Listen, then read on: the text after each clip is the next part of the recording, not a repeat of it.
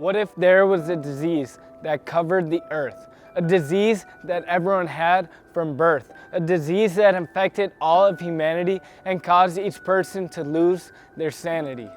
And what if this disease were fatal and we weren't able to stop it? All we could do is watch it destroy the world day by day and leave a trail of destruction on its way.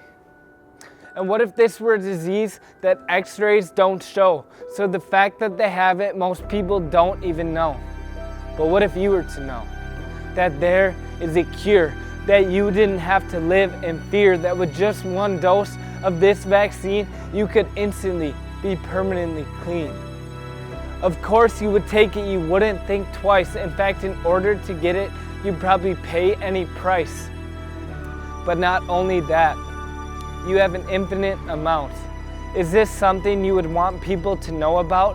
Would you shout it from the top of a mountain? Would you give it to as many people as you could, whether they lived in the country, suburbs, or the hood? If they were on earth, it would be worth it to save them from death.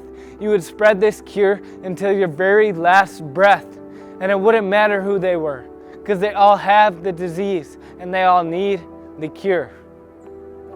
Would your mission be ended if someone got offended thinking they didn't have the infection? Or would you be held back by the fear of rejection? Or would you be too in love with your comfortable life, too busy with your kids and wife, and take all your time and keep it to yourself while the cure to the disease just sits on the shelf?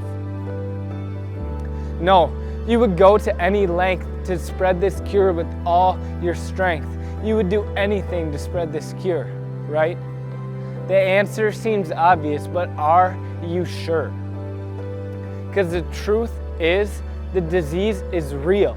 It's called sin. It's the disease everyone has deep within, let into the world through one man to all men in the Garden of Eden, and since then, it has infected each and every person.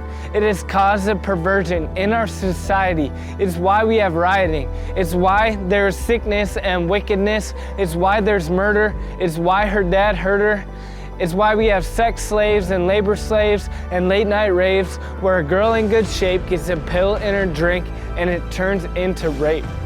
It's the cause of violent oppression and repression and depression. It causes civil war, guerrilla war, world war, and so much more. But most of all, it causes us to lose sight of what we were made for, to walk in a perfect relationship with our Creator, and instead walk in a fear of dying and a life of trying to fulfill ourselves with what we can buy, that cute girl or guy, what kind of car we drive. We try to feel alive with alcohol and drugs, or bicep curls and shrugs, or intimate relationships, or military dictatorships, or selling gats and clips, or jumping off cliffs, or looking at porn. But we always end up torn inside, because no matter what we try, we never end up satisfied. And there's always something more, so you need one more pour, and you need one more hit, and to get a little more fit and a little less fat. But even after that, you won't feel happy. You will still feel crappy until you get that next thing. You just have to have it. Can't you see? This is a never-ending cycle. We just have to quit. So as you can see, this disease is not a superstition. But the good news is the cure is also non-fiction.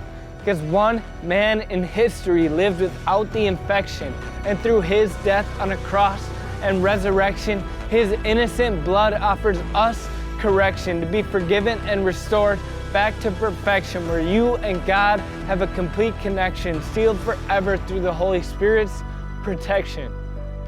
But what needs to happen first is an insurrection, where the government of your heart is overthrown, and you see that your life is no longer your own, because you have been shown such great love that you give Jesus your heart's throne. And once you do this, you enter the kingdom. You don't have to live in sin, because you can live in freedom. So let me ask you the question I asked earlier. Would you spread this love? Would you spread this cure? Jesus said to let your light shine before others, even when it hurts, so that they would see your good works and glorify God. To not do this would be so odd.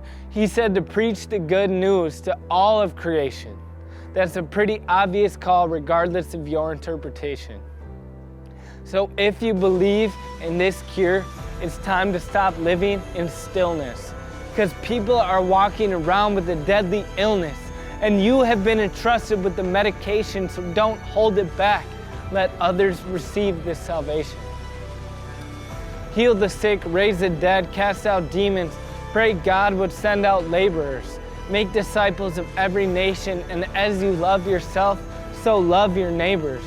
Let the deaf hear and let the blind be seen. This call is amazing and worth every ounce of our being.